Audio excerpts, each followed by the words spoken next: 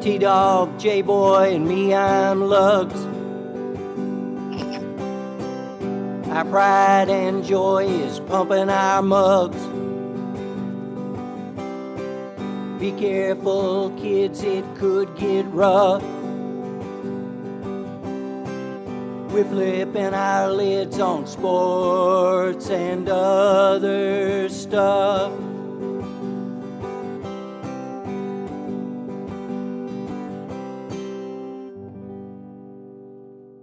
Welcome to Sport Weasel Central. I'm Lugs. I'm J-Boy. And I'm T-Dog. Yes, sir, fellas. It's almost Thanksgiving. Can you believe it?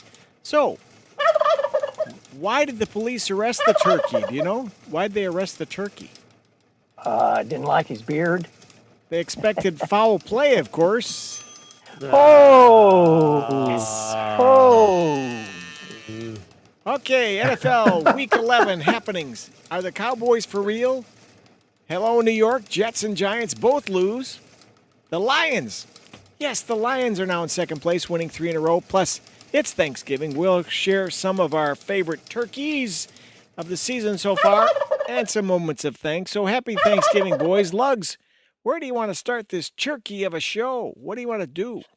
Well, I'd say the most important game was Kansas City, Los Angeles. And I think Patrick Mahomes, again, proved he's the MVP, period, man. I mean, to that game, I mean, both teams played very hard. And the Chargers had their shot. Yep.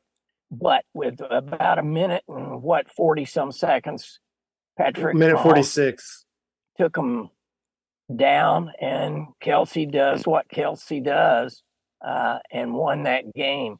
But it was it was interesting to watch how calm Mahomes was with that whole episode. Now, they did get a break on a little holding call on a third down, but other than that, they earned it. So Patrick is what you would call a veteran now, would you guys say? You know, he's like, what, 27-year-old? Would you say he's a veteran? Yeah. Yeah, no, well, the main thing is we kind of talked about it last year, and you've seen it play out this year. And maybe when we get to talk about Buffalo, it's funny, maybe Josh Allen, I know he's banged up, but also to an extent, Josh Allen's maybe playing like Patrick Mahomes was last year. Patrick Mahomes last year was always big game hunting. He was always trying to find the big play, big play, big play. True. And obviously from last offseason, they made a concerted effort into not being worried about always attacking teams vertically, to be patient. And if they're not going to give you anything, just slice them, just short and intermediate. And that's what Patrick Mahomes this year has gotten better at. And obviously, in a weird way, I know this is weird to say, and still, they're looking for the element that Tyreek has. That's why they brought in Tony, and obviously Tony gets injured again. He joked about his hamstring a week ago and then he injures his hamstring. So, Yikes. But anyway, they, and again, this, to Lugs's point, I mean, he is the MVP because they were without Juju Smith-Schuster, who, besides Kelsey, was turning into essentially their most reliable option outside of Kelsey. And McCole Hartman, I know he's maybe not like a big name, but he has been a consistent contributor this whole year. He's on IR. Well, he's been a big play guy for sure over the years. Yeah, so like they didn't have either one of those guys. They played a lot in 13 personnel. So that means they played a lot of the game with 3 tight ends out there. And the Chargers, I mean, if anyone watched that game, Chargers getting, credit to the defense. Defense for Chargers were playing well. They were getting pressure on him at all the times. And just he was escaping certain sacks. The Chargers only had 1 sack. They against the other quarterback, they probably would have got 4 or 5. He got away and was able to dump the ball off. And then on that last drive again, it's kind of underrated about Mahomes. Mahomes, I want to say, ran for like 18 yards on that last drive, like he did 2 weeks ago against the Titans. Like he kind of doesn't bust it out unless he needs it. And that's the thing is I mean, that's the thing. He has reached that point where his kind of like what J-Boy is getting at. His physical talents are still probably at their peak, but now mentally he's getting to that kind of close to that apex of probably what he's going to be. Sharper. And Yep. he's just being patient and just kind of methodically taking away. I just want to give credit to also, even though he lost, and I'm just going to love this rivalry for years and years and years. Herbert was also exceptional. That first drive, which was only 3 plays, him hitting that 50-yard bomb to Joshua Palmer. Bam. And then on that last touchdown drive, it was like a 3rd and 13. He hits another deep strike to Keenan Allen to set up the second Joshua Palmer touchdown. But and then the other guy I just want to give shout out to because we don't talk about the defensive side enough. Chris Jones is probably tied with Kelsey as the second most important guy on this team, and that Chris Jones at defensive tackle is quietly one of the better teams. And people talk about him, but he is up there to be defensive player of the year type level player. And he had 2 sacks last night, but one of them was on once they got the ball back with the Chiefs had the lead with 30 seconds ago. He got a sack that made Chargers burn one of their timeouts. And then on the interception, he's the guy that got in Herbert's face, had to make him roll out, and he couldn't step into his throw. And that's why it kind of sailed on him and then was intercepted. So Chris Jones, also a big contributor to this Chiefs win. Absolutely. Lugs. And to evoke, I'm going to say it, Kirk Cousins. What? Kirk, where are you, Cousins? What happened? Come on, baby. What happened? They decimated, Dallas, destroyed, killed. Dallas just spanked them. I Wow. mean, it was not even funny. So that that brings us back to people who are thankful. Kirk Cousins should be thankful. He got all that big money a long time ago because he ain't going to get jack after this is it, this contract. So, but I got to give it to Dallas's defense. My goodness. They were making that boy, he shriveled up. I mean, he got as small as he could and they still beat him down. So From the get-go, Micah Interesting Parsons rounding the corner there and sacking him and fumbling that ball in the first series. That's incredible. oh, that strip sack was that was it. You knew That was the game start. over. So is this the Cowboys team we all expected to see and they're finally hitting their stride, or was this an anomaly? What do you guys say? Go ahead, dog. I think I don't think it's an anomaly. I don't know if this is completely who they're going to be. I think I'm not going to say Minnesota was going to win. Obviously, they lost 40-3. I Yeah. will say Not much I chance. will say this. And again, it was obviously Kirk Cousins in a spot where he could have fought the narrative. That gets a turkey sound, I think, for that that- one right there, man. Right there. That was rough. that Lugs always goes off about it. He was put in a bad situation. And look, I'm kind of in the middle between you all on Kirk Cousins and stuff. I think he's a good quarterback. I still think he'll get paid a decent amount of money here in the Somewhere. future. Obviously, that'll get dipped, but like what we saw from the team that beat them last week in Green Bay, the way to attack Dallas is they have a ferocious pass rush. What you do is you have to. And the Vikings have this. And if you look at the numbers for Dalvin Cook, he had 11 carries for 72 yards. You pound them with the run. Yep. You have to be incredibly balanced. And the other thing that really hurt Vikings early on in the game, Duracell, their left tackle, he got injured with a concussion, or at least possible concussion. So he was out. And obviously it felt like, at least from coaching standpoint, they didn't have a game plan for if he went out. So, and Dallas, like a shark in the who smells blood and water, they just went full tilt. Ooh, they did. So yes, Dallas' defense is good. I don't think they're as good as what they showed against Minnesota. I think they're one of the top 5, but like they look like, like the New York Sack Exchange 85 Monsters of Midway like last night. I think they're very, very, very good. I just think. Well, where was Minnesota's defense? Does anybody want to pile on that? Where were those guys? Well, they have a good pass They rush. just spent too much time on the field. Part of that. True. They have talented pass rushers, and I think they have some smart corners. I don't think their corners. Well, to be fair, just Dallas had a good, it's been their bread and butter all year. They pounded the rock Yep. with Pollard and True. Ezekiel Elliott, and they have enough difference in style where, Elliott has a little power and he's going to get the tough yardage. And Pollard, you don't get, you get maybe used to the speed that Elliott has, and then they put Pollard out there, and those two big explosive reception touchdowns. I mean, he's their most explosive player. They've been smart that they are utilizing him more and being featured, because even though CeeDee Lamb is good, Tony Pollard is their most talented player. They need to just get him touches like they had these last few weeks. So, and Prescott played mistake free football. So you combine, they have the template on offense to go with that defense. They are definitely in contention to be the team in the NFC. Going, they might not get the overall, the bye, but right. I don't think it matters. I mean, we'll talk about the Eagles later. They're humming a lot more than the Eagles right now, so I don't think they care if they're not the number one seed. Heck of a time to hit your stride, isn't it? Though, just perfect timing. Yeah. I mean, if you wanted to do it, now is the time. Yeah, and you were talking. Let's stay in the NFC East. I mean, you were talking Eagles. I was really shocked. How about that? How well the Colts did against them. It was just I couldn't believe the Colt defense. I guess they've always this season they've had a decent defense, but this time they really showed it. So Jeff Saturday's a magic bullet. Is he bringing a little something? I don't know about that, but he.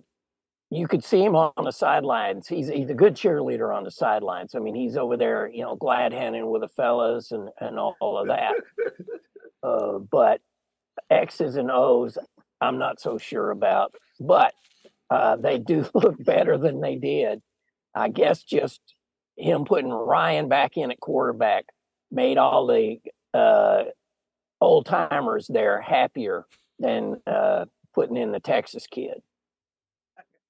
Yeah, kind of, I guess dovetailing a little bit on what Lugs has been saying. Saturday, I think he's done okay for, I guess, the situation he's been put in. I mean, to be fair to Frank Wright, he had some ills, but I think overall he's a good coach. I think he'll be a good head coach somewhere again. I think he'll get another opportunity. Yep. I mean, you look at how many different quarterbacks he had, and it is bizarre that he was essentially mandated probably by Irsay to start Sam Ehlinger for 2 games. Like, he did not want to. I mean, if you listen to the press conference where he benched Matt Ryan, he essentially coded, you don't have to have a decoder ring to figure out he didn't want to bench Matt Ryan. So yeah, Matt Ryan deserved to get his job back over Ehlinger, who I don't know if he's even like a legitimate backup quarterback in this league. I mean, we'll talk about one guy who definitely is that.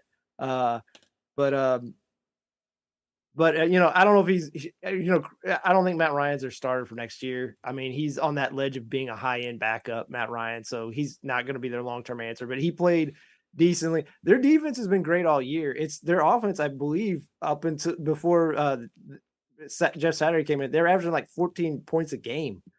You're not going to win a lot of games in the NFL doing that. So the defense has always kind of showed up. I think the main big takeaways for the Eagles that I take away is their offense these last 2 games have not been clicking. They struggled with penalties. There was a bad Jeff Saturday snap in the red zone where they had to settle for a field goal attempt where they should have got a touchdown. And I just want to give credit and criticism, I guess, to Hurts at the same time. He was off. Like, he looked like he was really kind of stressing. Like, his throws weren't all completely, but as bad as his game went, he was able to keep his composure. And, obviously he wasn't put in as bad a situation Kirk Cousins. I will say this is criticism of Kirk Cousins. When he gets frazzled, he melts down. Where, like I said, I give credit to Hurts where he was able to maintain his cool and, win it with little time left on the clock.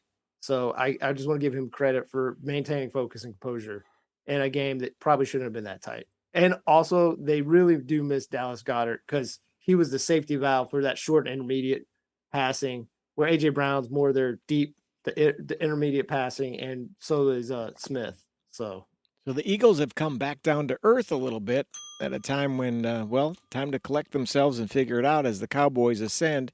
Maybe the Eagles are flattening it out a little bit. Time will tell. I think they'll bounce back. I do think I did listen to.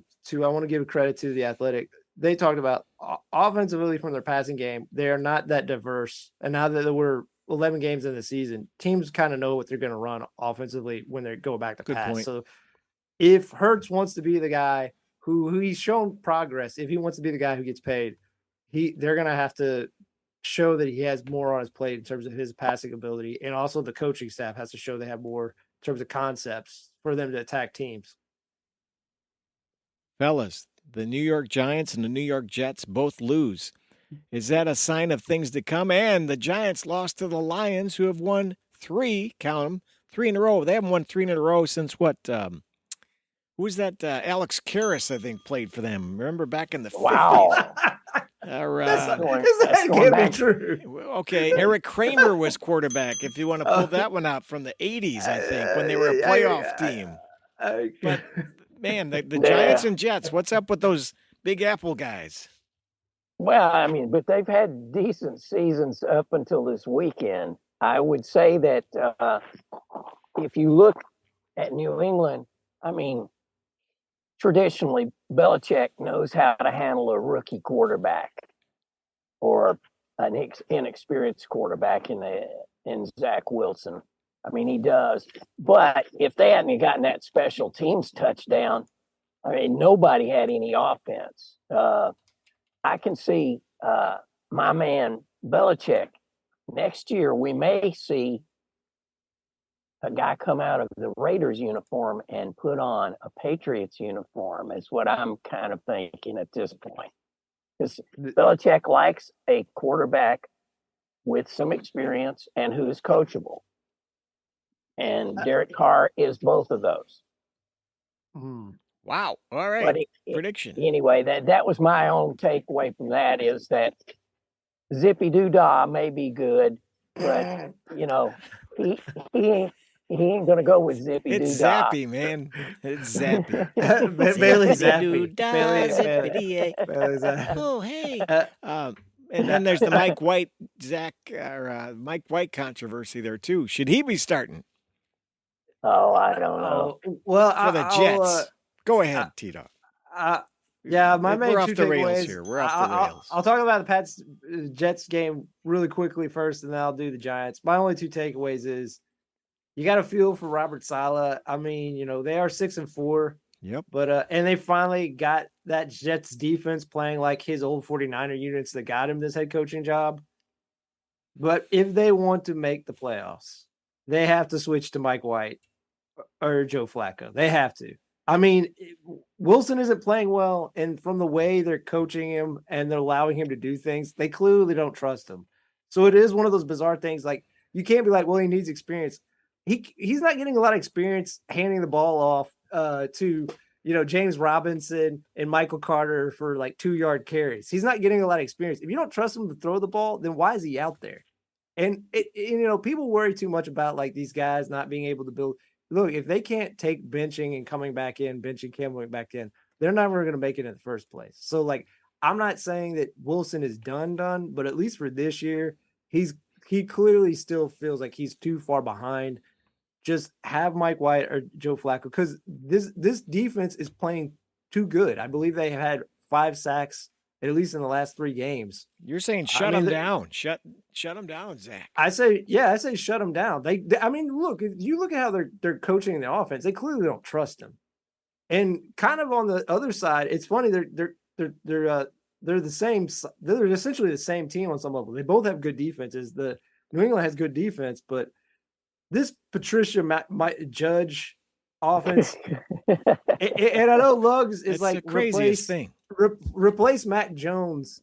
And I'm not even saying Mac Jones is the answer. I still think he can be a good quarterback, because we saw it last year in Josh McDaniels' offense. Like, he looked like he was a solid starter, and that was as a rookie. So, like, obviously, I think his ceiling was much higher than that. He's eroded and regressed in this new offense, and I think kind of opposite of what Luggs thinks. I think he needs to go outside of his comfort tree and get an offensive coordinator that can resuscitate the Mac Jones.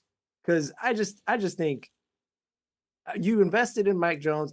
You saw the talent last year. You're even still seeing flashes now, but I think with this weird amalgamation of these two guys, one who was a defensive guy who never had any coaching experience coaching offense, this was kind of doomed from the start. So this could be the time when we see, I want to get this right, 2 quarterbacks from Western Kentucky University, Bailey Zappi and Mike White, in the same conference playing at the same time. Is that a record or what's happening there? That's got to be probably a modern day post World War II record of some sort right there. 2 WKU guys. And kind of tying back into on the flip side of the coin in terms of coaching, resuscitating careers, you can see it happen. Daniel Jones in that Giants-Lions game, again, I know he had 2 interceptions, but if you look at how he's played this year, I mean, he should be able to resign his mid-range like contract or whatever that is now to be the quarterback for the Giants next year. They opted not to bring him back for the 5th year, but he's played well enough, and they've won too many games. They're not going to get a high quarterback. That I just think they bring him back, and I just want to give credit to Daboll and Kafka for emphasizing his strengths and improving how he can play in this. We saw Wando Robinson play well in this game. They've kind of resuscitated also Darius Slayton, the wide receiver, his career. But on the other end, I want to give credit to Campbell and the Lions. They beat the Giants at their own game. They rushed for 160 yards and 4 touchdowns against the Giants, and they completely bottled up Barkley. I don't know if he's just tired from the last game because Barkley had like 35 carries against the Houston Texans for whatever reason. Right. And also the other thing I'll give credit to is they really hit on their rookies. I mean, Aiden Hutchinson, he has 5.5 sacks, 2 INTs, and a forced fumble recovery. And then they also have a safety, Kirby Joseph. Kirby Joseph has 3 interceptions, 5 pass defenses, and 2 forced fumbles. So they got some of the young guys playing. Obviously, their record's still not good enough that they should be in contention for a quarterback if they want to go that way. Or they might go the Derek Carr route, like Lugs is saying, because he might come free. So they have some good pieces in place. They have – and, also Campbell, if you think about it, he was probably on the hot seat. So this 3-game win streak has maybe saved him for another year where maybe he was on the outs if they could totally collapse on this back end. So, but Dan Campbell's job has been saved. Lugs, yes, no? Yeah, because as I've said before, Lions, they don't expect to win. Their fans just show up for the beer. I mean, let's just be honest about it. It's a nice stadium. It's indoors, warm. Yeah. You can have a good slice of pizza and a good beer, and maybe see some football occasionally, depending on who shows up. Plus, you get a free Ford Escape with every seat because it's in Ford Field. Don't you get a free lease on a 3-year lease on a Ford Escape? No. Maybe. That'd be I'd like that. I like that a lot. Plus, the Cleveland and Buffalo play there now too, so it's a hell of a place, I guess. All right. Hey, they're taking the USFL model. Let's play in one stadium and just call it a day. when Buffalo comes to Detroit to play a game and they don't stay overnight in Detroit, they fly back into 18 feet of snow. That lets you know they don't really care for Detroit at all. But I was just going to say this about Daniel Jones. Yeah. He better be lighting a $5 candle every week at church to pray that Saquon Barkley doesn't get hurt. Because if Saquon gets hurt, it's over. I mean, I've never seen a team base their whole season on one guy like that. So, looking at the Lions' schedule, I think they can win about 3 more games. They've got Jacksonville, they've got the Bears, and Carolina. Those are 3 W's in my mind. Speaking of the Bears, yeah, Justin Fields was tied a record, he was getting close to tying a record of scoring rushing touchdown in 5 games. You know who did that for the Bears? Come on. Red Grange. That'd be Red Grange. No, that was Lou Jack. Lou Jack, that famous all world quarterback, Lou Jack. Who the heck is Lou He Jack, has man? 6. But Fields did set a rushing record for a QB, 178 yards, beating Michael Vick's old record, and that was not this week, but last week. Okay, what else do you Yeah, want to hit on here? We want to talk about turkeys, but T-Dog, go ahead. Yeah. I guess since we're talking about the Bears game, I just want to tee off on that one a little bit. Sure. Just my 3 big points from that. I mean, Fields again kind of shows why he's a promising talent. He's rushed for over 800 yards and 7 rushing TDs. And also you everyone says he's just a rusher. I mean, they don't allow him to throw the ball as much as they probably should, just because he doesn't have as many weapons and protection. But if you see his pass to Mooney for the touchdown, I mean, that was a nice rub route and design, and also it was placed perfectly in the back of the end zone for only Mooney to catch it. If Mooney doesn't catch it, it goes out of bounds. It can't be intercepted. And then on the 30-yard catch and run to Montgomery, he rolls out and you can tell it's improvised, and he even puts his hand to tell him just go upfield, and he drops it. He drops it perfectly in. So like, he has shown that he can be a good passer in all these other games. It's just the volume's not there. The one thing in terms of volume, again, I'm talking about that, and obviously he got injured. And the thing I worry about, he should always be able to run, and they should always have runs designed for him. The one thing I will say that's concerning is it should only be 7 or 9 rushes a game. He's had 46 rushes in the last 3 games. I mean, that volume's way too high. You should always have, if that's one of your abilities, you should always have it. But if you lean on it too much, I think this is what happens. On the other side, I want to give props to the Falcons, but I will say this: as well coached as they are, they're still in the playoff hunt. Yep. And obviously, unfortunately, he tore his MCL, so he's out for. They drafted Kyle Pitts so high 2 years ago and Drake London, and it feels like they don't feature them at all in their offense. It's just very bizarre for you to choose to pick 2 players so high and not try to build around them. They're building it around Cordell Patterson, who's had a great career as this special teamer, now converted kind of quasi running back, and like Tyson Algier, who's a guy who will be on a lot of practice squads down the road. But it's just really bizarre to me. And the last thing I do want to point out on the Bears is they're not a good team. Nope. Obviously, they gave away a lot of their 2 best defensive players. They gave away in trades because they're looking to the future. Obviously, offensively, they have maybe 3 or 4 or 5 of the 11 are probably guys who are going to be on the team multiple years down the road. That being said, they've lost some of these games because special teams has killed them in at least 4 close games. True. Against the Commanders, Velus Jones muffed a punt, allowed Washington to score their only TD in what I believe was a 7-12 game. Yeah. All right. And then against the Dolphins, they blocked a punt and returned it against Chicago. Against the Lions, Santos missed the PAT, which allowed the Lions to take a 1-point lead late in that game and win the game. And then they were up 17-7, and Cordell Patterson returns a kick return. So it's been a problem all year, and I'm not asking for the coach's head to be on the line, but obviously I feel like there has to be a decent amount of pressure on, and rightfully so, for how in these situations where they can't have anything go wrong, it's consistently happening on special teams. Well, and to add insult to injury, Cordell Patterson breaks Devin Hester's record for 9 kickoffs for touchdowns, an NFL record. So there you go. Cordell Patterson, he's been on a lot of teams. He just delivers every time. All right, Lugs, you want to do a little sports of yesteryear? It's a Thanksgiving kind of edition. Maybe you got something cooked up. Sure. All right, let's roll on that. Here it comes. Come on, man. Here's the big opening for Sports of Yesteryear. We're going to set it way back. Just set it way back for the turkeys to be out there today. Buck, buck, buck, buck. And here's Lugs with the Sports of Yesteryear. Go ahead, Lugs. Go ahead. All right. 1902, baseball's Philadelphia Athletics and Phillies form pro football teams. They joined the Pittsburgh Stars for the first attempt to create the National Football League.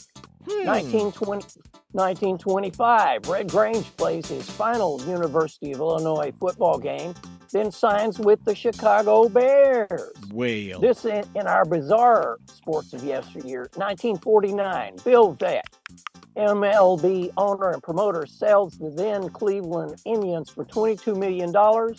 Why? He needed the money to fund his divorce settlement. Yes, my friends. 1982, Kentucky, What? Darrell Waltrip wins the 32nd NASCAR Sprint Cup. Yes, go Darrell.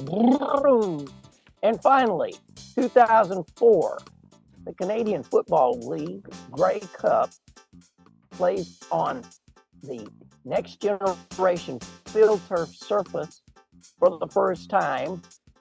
The Toronto Argonauts defeat the British Columbia Lions 27-19.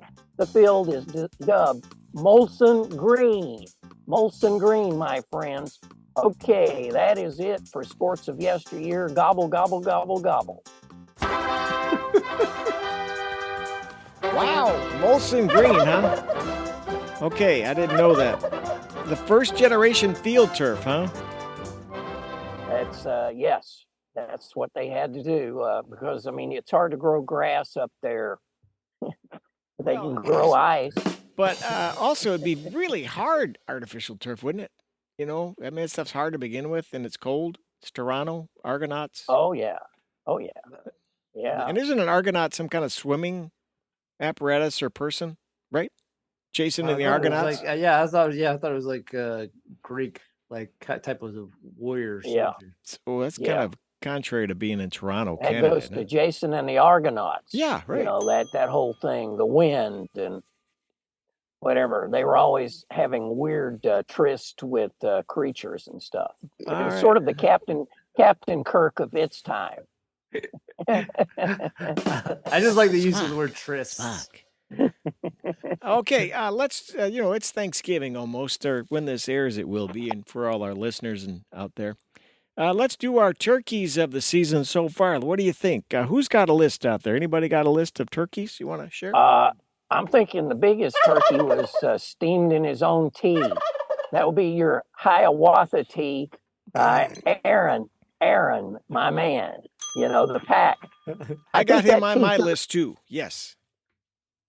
I think that tea took away his competitive edge. I honestly do. I think plus, getting all that cash, and he doesn't have to worry about anything anymore, whether they win, lose, or draw. He gets his money. So Aaron he's Rodgers, my biggest turkey. You are our turkey. T-Dog, who do you got starting off? I got a stick in the same kind of stratosphere of a quarterback who got paid a lot of money and is just been, at least Aaron Rodgers has played decent at times. Can I guess who it is? I think you know. RW? Oh yeah, let's ride Russell Wilson. Yes, sir. Another turkey in the house. A great statistic to have next year named for this 2022 season. Russell Wilson yesterday is the first quarterback not to throw a touchdown against the woeful Las Vegas Raiders. He is the first. That's sad.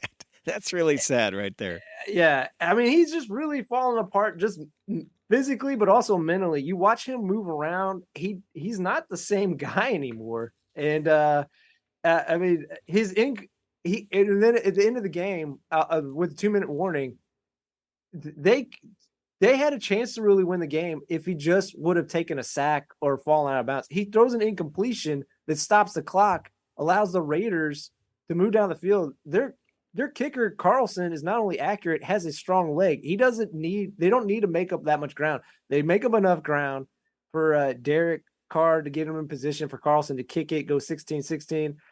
And then in overtime, Devontae Adams just absolutely embarrasses Patrick Surtain, and it's another loss. And again, I feel bad for their defensive coordinator. I want to give him props because their defense is Ejiro Evero. They've held every opponent except for the Raiders under 20 points this year. Every team.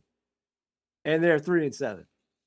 again, kind of like the Colts. It's not the defense's fault. The defense is one of the best units in the league. It's just their offense is just crap. And they got rid of Melvin Gordon. Like it's Melvin Gordon's fault. I know he had his 5th fumble this year. I mean, look, we got to get rid of the coaches. I don't know how you get rid of Russell Wilson, but that's why he's my biggest turkey. All right, Russell Wilson, this turkey is for you. Lugs, who else do you got? I've got somebody I wanted to share with you, but you go ahead. Hector, go right ahead, long. You're going to agree with me on this one. Josh McDaniels staying in the AFC West. Josh McDaniels, the coach of the Raiders, he stiffed the Colts a few years ago, taking that job for about 10 days. And now he's just stinking up the joint. He's on my turkey list this year. Yeah, I mean, you can, that whole New England tree, you can, I mean, Matt Patricia, Joe Judge, they deserve at least a turkey breast apiece because they haven't shown up at all. It's been embarrassing. So, yeah. And part of that has to go to Bill Belichick. I mean, Belichick, I don't get what he's aiming at with that. I got to kill Belichick on that. Like it's his. Well, he's the one that made the decision. You know, to make this sort of a offense committee. Oh yeah, definitely, yeah. Offense by committee, that one. Yeah, that's his fault. Yeah. I think on some level no, I agree with you. I co-sign on he's a turkey for. We can put a hoodie on a turkey right now. So go ahead, T-Dog. Who's your guy?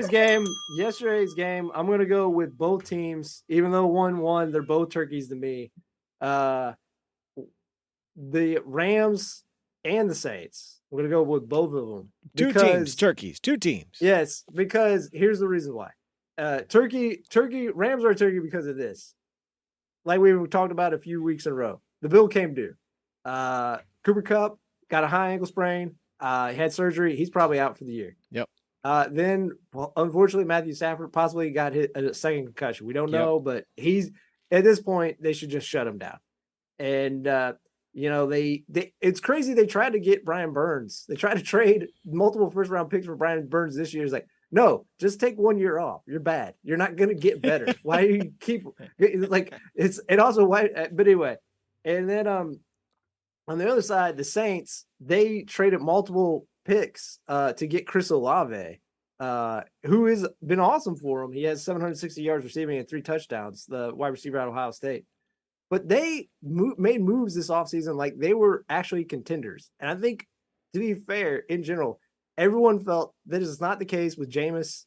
Even though I guess I'm the biggest apologist of 3 for Jameis, I still thought it was like that was a very dicey move. Believe it or not, Jameis and Andy Dalton, we're going to make the playoffs. No bet. It's like, are we really going in on this? And that's what they did. So they're my 2 turkeys. Like illusions that they were better than what they would be this year. Yeah. Anybody else you want to throw on the turkey spit, Lugs? On the cooker, on the smoker? It's hard to say. I was looking at a couple of folks, but go ahead, dog. If you've got one off top of your head. I'll go with another game from yesterday, where it's maybe their best offensive showing, but still, Matt Canada, the offensive coordinator for Steelers, he's a turkey. I mean, look, Kenny Pickett is maybe never going to be the greatest quarterback, serviceable, particularly in the division he's in with Burrow, Lamar Jackson, and Deshaun Watson coming up here very quickly. But I still think he could be solid. You have Pickens, the rookie. He's shown flashes. Deontay Johnson's been a mess this year, but we've seen in the past that he can be good. And Pat Freiermuth, and it looks like Najee Harris is finally healthy. He's playing well. You see the way they kind of design plays, like they should be much more competent than what they appear to be. And I know, I just feel for Steelers fans because I think they should be better based on the talent they have at skill and even quarterback as young as they are. So Matt Canada. If he had Uh, that, go ahead, Lugs. If he was middle initial was O, he'd be Matt. Oh, Canada. Okay, Lugs. What else do you got there, buddy? See, I wanted to go outside of the NFL a little bit here. Oh yeah, please. Jimbo Fisher, I think, deserves the NCAA Turkey of the Year award. College My football goodness. turkey. I mean, he jumped on Saban and got into a fight with Saban. I'm sorry, Jimbo. I believe the Knickster. All I can say is Aflac. He better be insured. Well, to kind of jump off that too, extra insult to injury for Texas A&M. They were the first SEC team to be ineligible for a bowls this season. I believe it was a week or two ago, where they couldn't finish better than 5 and whatever. And along the same lines, Mel Tucker is also a turkey this year because by losing to Indiana at home, where their quarterback only completed 2 passes for 31 yards to beat Michigan, they now have to beat Penn State in their last game of the season to be bowl eligible, which if you've looked at how Penn State's been playing recently, that is not going to happen. And Mr. Tucker's making a pretty good salary up there at East Lansing, isn't he? I believe he is. He's averaging $9.5 million a year. Yeah. For another 9 years after this one. Wow. So Nice. there's two sides of the same coin, those two. So they're both turkeys. Any other turkeys? I just think we have people that have things to be thankful for. I like now, it. You mentioned Indiana. Michael Penix. He has to be thankful that he saw the writing on the wall because that game against Oregon, he showed himself that put him on the board with the NFL. So I think Michael Penix has a lot to be thankful for just making the move. And again, even though he left, which I understand because he saw how bad their offensive design was going forward. Hopefully he stays healthy. That's what I hope for Michael Penix. Hopefully he stays healthy. I want to say thankful David Tua, or not Tua Tagovailoa. David Tua. I don't know. He's a different guy. He was he's a different guy. He was in that sitcom Tua, Friends, wasn't he? David Tua. Yeah. David Tua. David Tua. Tua Tagovailoa. He has to be thankful because he finally got a head coach who understands what his strengths are. They bring in Tyreek Hill, and they use his smarts, his quick release, his ability to move around the pocket. Again, he's not going to run for a lot of yards because that's not who he is, but he has good mobility. Like I said, I would like to give credit to whoever pointed out his play is like Drew Brees. He is very similar to Drew Brees, where he's more athletic than what he gets credit for. But I just wanted to say he should be thankful because they are running hot, and that trade for Jeff Wilson just makes them that much more dangerous. So, Tua Tagovailoa. All right, that's our turkey and thankful list, and we're gonna file that away, and the Pro Football Hall of Fame will come get it from our circular file over here. All right, 43 past the hour, 28 degrees. Anybody have anything else for our faithful crew? Well, I just wanted to say, to end us on a lighter note of sports, we're always looking for different sorts of sports. The Tuna Tossing World Championship is coming up this weekend in Port Lincoln, Australia. Men and women 16 years and older can twirl, fling, throw, and chuck a 25-pound frozen tuna for a first place prize of $3,000. The record longest toss of 75 feet 4 inches held by Quint Hickerson, who's sitting this one out. He has an injury. He's going to judge the younger toss hopefuls.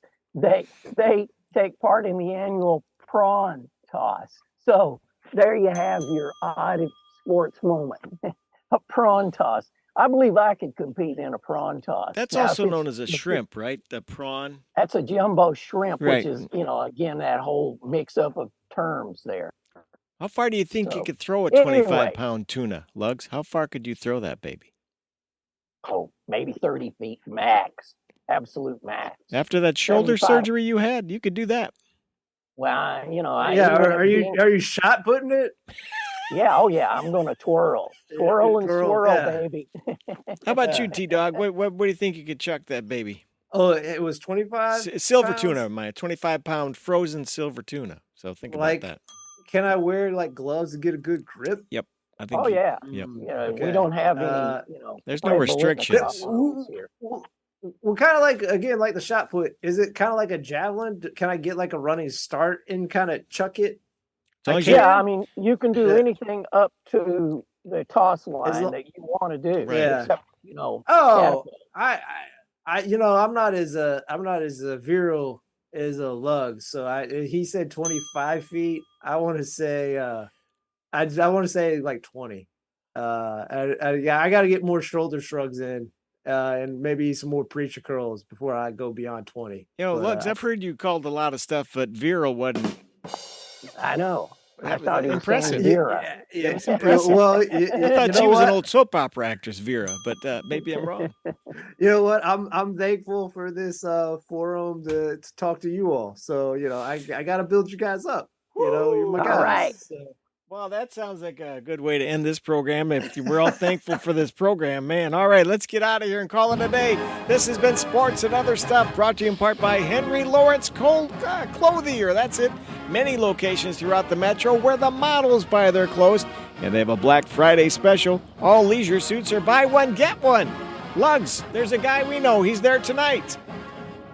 Yes, Fish. Now, after Black Friday, and to really help us digest all those turkey leftovers, Fish will be hosting the first ever Lumpy Gravy Saturday.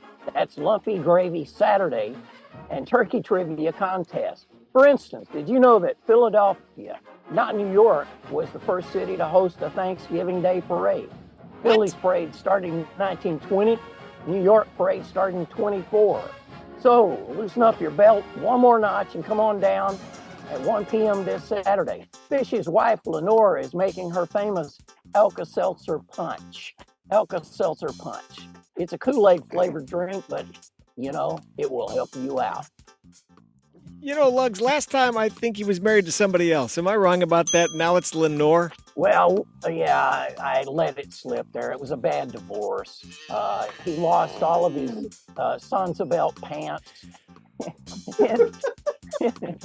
It's terrible. Terrible. As Casey Kasem used to say, keep your feet on the ground, but keep reaching for the stars. Happy Thanksgiving, everybody. We'll see you next time. So long. bye. Bye.